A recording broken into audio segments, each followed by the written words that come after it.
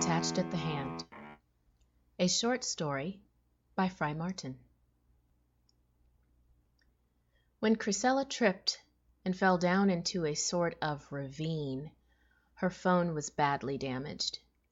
It cracked in a couple of places. The screen also broke and fell out. It must have sliced her arm in the process. For the first time in a long time, she felt pain. It was the first time in a long time that she had felt, in truth, anything. When the phone broke, some form of control was broken. She immediately felt as if a hand that had been holding her, with its fingers locked around her chest, had let go. Crysella got herself home as quickly as she could after that because, along with everything else, she felt a growing fear. She wanted to hide. On the way home, she passed other people who were wandering mazily. She saw one of them fall in the same way that she must have fallen. The phone was not affected, however. The person just got back up and continued walking, even with badly scraped knees. Crysella noticed something she'd always ignored. The people in the streets, in the grass, on the sidewalks and the walkways, all of those people were walking behind an object that hovered in front of them and practically led them around. The object was connected by a thin chain to their wrists, and for every person she saw, the object glowed with an amber light. It was the same device Crysella had broken, which appeared to have freed her from the daze that had captured everyone else. The devices were phones. Once home, Crysella ran to the bathroom and shut the door. She had sped away from her parents in the living room. They ignored her, she thought, but maybe they really hadn't seen her. They sat like statues in front of the large screens. Crysella's arm was dripping blood at that point. She stood in front of them and waved her hand. They had made no response. She was too near panic to keep trying. Inside the bathroom, Crysella grabbed a towel, released warm water from the faucet, and then looked out of the window. She was dreaming, she thought. She was hallucinating. She was off base because of the fall, in shock. She'd heard that strange things happened to people in shock. Sometimes they died. Sometimes they fell into comas. Sometimes they fell into ditches. Who had told her that? How did she know that? Outside the window, everything looked just as it had before. There were people moving like the background avatars in a video game or like extras in a movie. Tugging each one of them along was a phone on a chain. I'll go to sleep, she thought. Sleep in her bed for 8, 9, or 10 hours would solve everything. Crysella positioned her sliced-up arm under the faucet and let the water run over it. She closed her eyes. Tiny electrical zaps stung her skin as the warm fluid washed over the gash, yet it didn't bother her. A deep numbness was still there, even though it was wearing off, so it almost felt good. Knock, knock, knock. Crysella's eyes flashed open. Who is it? She asked, and wrapped her arm in the towel. There was no answer. Crysella hastily pulled open the door and opened her mouth to scream. The person standing across the threshold from her was not either of her parents. It was Crow, the guy whose family lived the next house over.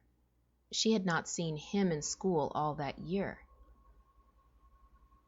Before any sound came out of Crysella's mouth, Crow had deftly raised his hand and covered it. After that, she drew her lips together and backed away from him. I saw you limping outside. I was just checking. Get out, she said. He made no movements, except to glance down at her arm. All right, but you okay? Crysella stared at Crow. The numbness was ebbing fast. The pain from her arm nagged her more and more. Also, the longer she stood there with Crow, the longer she wanted to stand there, looking at his face, his eyes, and his lips. He smiled slightly and looked her up and down. "I'm fine," she whispered. He took hold of the arm that was still wrapped in the towel. He didn't unwrap it. He ran his hand up and down the length of it from the wrist to the elbow. They were openly staring at one another by then. Crow took his other hand and rested his palm very low on her lower back. He pulled her toward him. His head swooped in very fast and stopped at her neck. She reacted by taking short, shallow breaths. He spoke softly in her ear. "Where's your phone?" She tried to look at him. He moved her against the wall. He still had her locked against his body with her injured arm in his hand. "Do you want to go back or do you want to go forward?" he whispered. She didn't answer. She used her free hand and felt for his arm that was behind her back. She knew there was no phone on his other hand. She had seen it when he took hold of her arm. She didn't feel a chain or a phone or anything on the wrist behind her. He was like her. Crow pulled his head back enough to look her in her eyes. He didn't look dazed. "Forward," she said. He pushed his lips against her ear again and told her what to do. "Don't let anyone attach another phone to your arm. They'll send someone to try to do it. Don't let anyone come anywhere near you until I come back, okay? It's not safe now, but I'll come for you." Then he was gone. Crysella looked at her reflection in the bathroom mirror.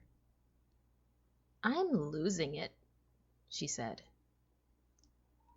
Crysella went to her bedroom to wait. She stuck a wedge under her door and climbed into her bed. The pain in her arm grew worse and worse, the way that a water balloon grows bigger and bigger as water flows into it. When she thought about Crow, the pain almost went away. She wanted him to whisper in her ear again. She wanted him to hold her injured arm. She wondered when he would come back. Why had he said things weren't safe? "Sella, are you in there?" Crysella bit her lip. Her best friend was outside of the door. Crysella's best friend, Frye, was probably the one, as Crow had said, who had come to get her. "Frye," she said, "I'm sick." "Oh no, Sella, let me in." Crysella unjammed the door and let the girl in. Frye's phone hovered into the room in front of her like a guide dog. Crysella decided to try to convince Frye to get rid of her phone too. When Crow came back, he could help the both of them. "You lost your phone!" Frye exclaimed. "I know. I think I'm okay without it."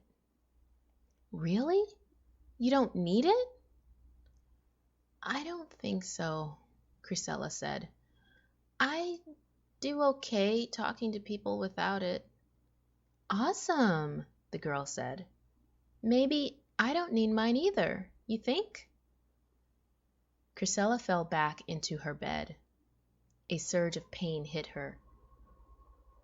"Let's try it," she said. "Can you take your phone off?" "You don't look good," Frye said. She came close and felt Crysella's forehead. "You feel hot." Crysella raised her arm. The towel was stained with red blotches. "It's my arm. I hurt it." Frye patted her friend's hand and rubbed and patted. "I know what will make you feel better," she cooed.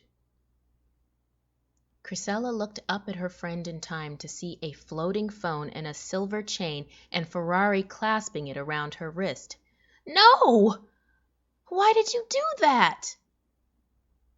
Frye's face was smug. The loving concern had disappeared.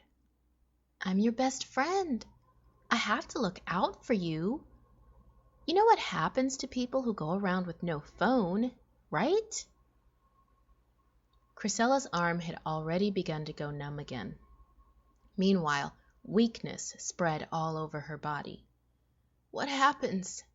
She demanded with her last bit of strength. Tell me. Ferrari's face morphed into something familiar. Yikes, Sella. If you don't have a phone, you're not safe. What if I want to call you? Or your parents don't know where you are? Or if there's an emergency? Or if some sicko tries to kidnap you? Crysella faded out while her friend jabbered on. What if our lives are a movie? Would yours be a romance, action, humor, or science fiction? Crysella and Ferrari were walking and talking as their phones led them to wherever it wanted them to go. Crysella's arm was stitched up and starting to heal. Horror, Crysella stated emphatically, but she didn't know why. Oh, that's nice. What if you were a vampire or a werewolf or a ghost or... Crysella's eyes fell across a guy whose eyes met hers at the same time. She looked away from him. She kept walking. Crow, don't stare, okay? Those phone demons have some way of picking up on that. Crow followed his friend's advice. Instead, his eyes flitted from the others who passed by behind their phone masters. I had her, Crow growled. I had her. His friend turned on him quickly and pointed his finger at his chest. You don't have them until you have them. Sorry you didn't have her, or she wouldn't have a chain to yank right now. But it's cool. She can still come out of it. Just imagine if these stupid demons didn't march everyone around like blind people all of the time, making them trip all over themselves. Where would we be? Crow let out a frustrated breath. It's okay, his friend said. We'll just wait until she's alone. We'll get her. Yeah, but then she'll have to go through it again. Crow's friend shook his head. No. She's already gone through the hard part. The next time will be much easier. The two guys took off, dropping debris everywhere and occasionally sticking their feet in the paths of oblivious people with phones attached to their arms. You've just heard Attached at the Hand, a short story by Frye Martin. If you'd like to read more free fiction, visit bit.ly/freefic. You can even download the free phone app. Thank you for listening.